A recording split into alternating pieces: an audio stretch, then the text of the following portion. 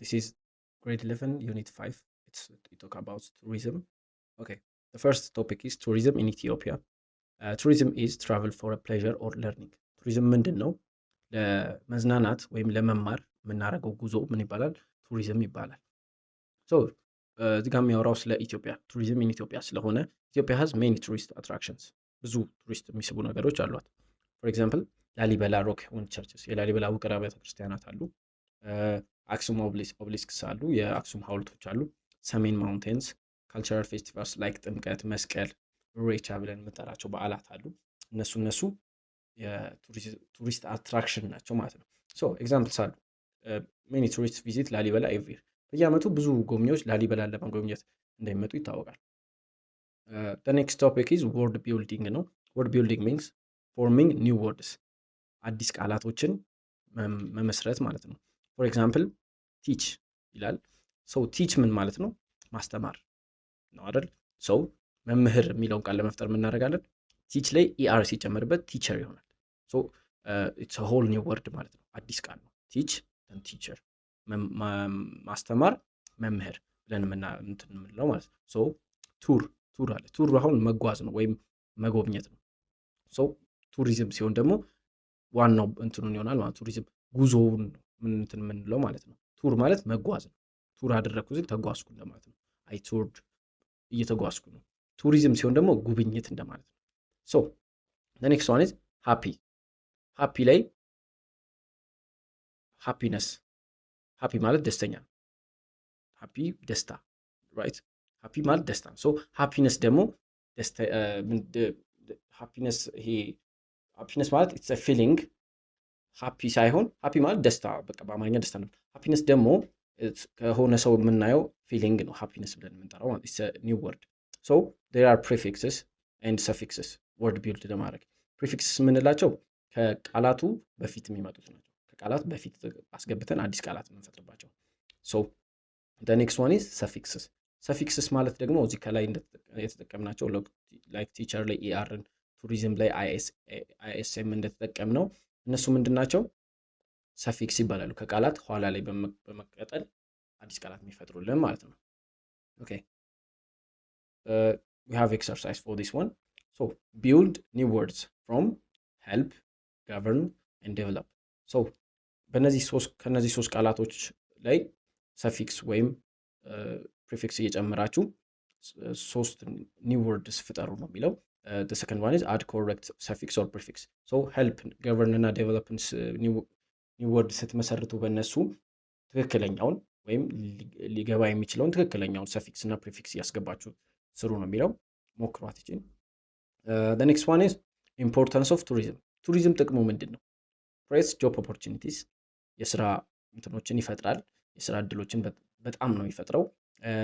it earns foreign currency፣ የውጭ መገበያያ ገንዘቦችን ያስገኛል። promotes Ethiopian culture in context of ኢትዮጵያ ስናወራው promotes Ethiopian culture፣ so የኢትዮጵያን ባህል ወግ ያለንን ሁሉንም ነገራችንን ያስተዋውቃል ማለት ነው። it supports national development፣ ሀገራዊ እድገትን ያግዛል። so example tourism helps hotels and guides get jobs። so ቱሪዝም ማን ይረዳል? ሆቴሎችንና ጋይድስ፣ ቱር ጋይዶችን ወይም አስጎብኚዎችን ይረዳል ማለት ነው ስራ እንዲያገኙ። የሆነ ቦታ ቱሪስቶች ሲመጡ የሆነ ሆቴል ያርፋሉ፣ ያ ሆቴል ገንዘብ አገኘ ማለት ነው። አዘር ዋን ኢዝ ጋይድስ፣ ቱር ጋይድስ ናቸው። ቱር አስጎብኚዎች፣ ቋንቋ የሚችሉ አስጎብኚዎች ምን ያደርጋሉ? እነዛን ጎብኚዎች በሚያስጎበኙ ጊዜ ሌላ ስራ አገኙ ማለት ነው። ሶ ዲስ ኢዝ ዘ ኢምፖርታንስ ኦፍ ቱሪዝም። ኔክስት ዋን ኢዝ ኢምፓክት ኦፍ ቱሪዝም። ኢምፓክት ማለት ቱሪዝም ምን አይነት ተጽዕኖ አለው ነው። ፖዚቲቭ ኢምፓክትስ እና ኔጌቲቭ ኢምፓክትስ አሉት። ፖዚቲቭ ኢምፓክት የምንለው ጥሩ ወይም አዎንታዊ የምንላቸው ናቸው። ፈርስት ዋን ኢዝ ኢኮኖሚክ ግሮዝ። ኢኮኖሚክ ግሮዝ ማለት ሀገሪቱ ወይም ቱሪስት የመጣበት ቦታ ኢኮኖሚክ ግሮዝ ይኖረዋል። ምክንያቱም እነዛ ሰዎች ሲመጡ ቤታቸው ያለውን ነገር ይዘው አይደለም የሚመጡት። እዚህ መጥተው ብዙ ነገር ፐርቼዝ ያደርጋሉ። እነዛን ፐርቼዝ በሚያደርጉ ሰዓት ኢኮኖሚ እያደገ ነው የሚሆነው።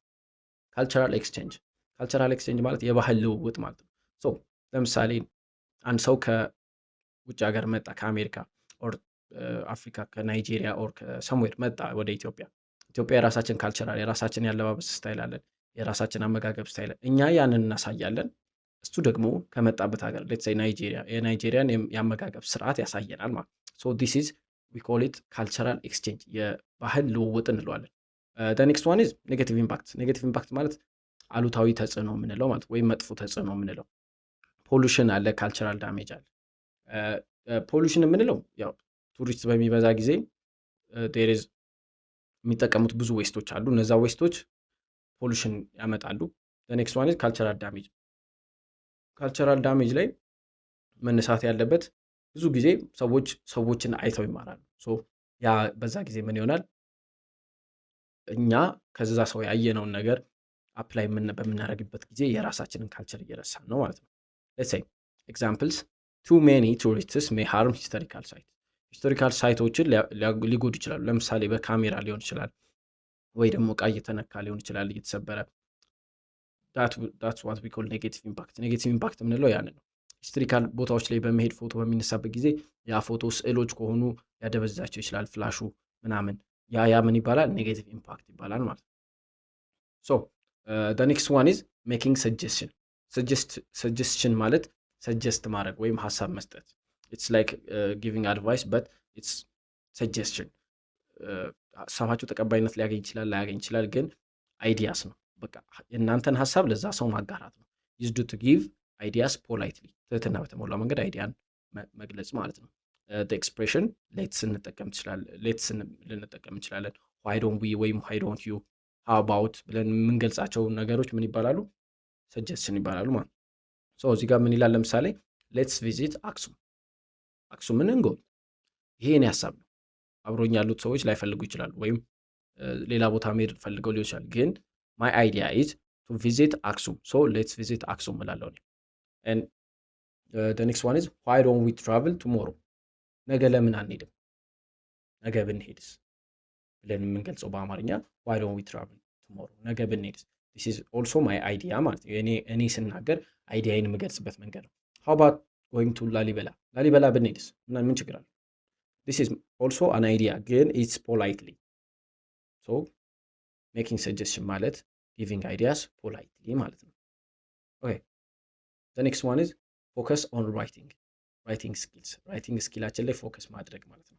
ሶ ራይቲንግ ስኪልስ ኢንክሉድስ ክሊር ኢንትሮዳክሽን፣ ኦርጋናይዝድ አይዲያስ፣ ኮሬክት ግራመር መያዝ አለባቸው እነዚህ። ሶ ክሊር ኢንትሮዳክሽን የምንለው ስንጽፍ ብዙ ጊዜ ስንጽፍ ከምንድን ነው የምንጀምረው? ከማስተዋወቅ ነው። ራሳችን ነው ስለምንጽፈው ነገር ማስተዋወቅ ማለት ነው። እነዛን ነገሮች ክሊር አድርገን ነው ማስተዋወቅ ያለብን። ምንም ሶፊስቲኬትድ ባልሆነ መንገድ ነው ማስተዋወቅ ያለብን። ኔክስት ዋን ኢዝ ኦርጋናይዝድ አይዲያስ። ኦርጋናይዝድ አይዲያስ የምንለው ምንድን ነው?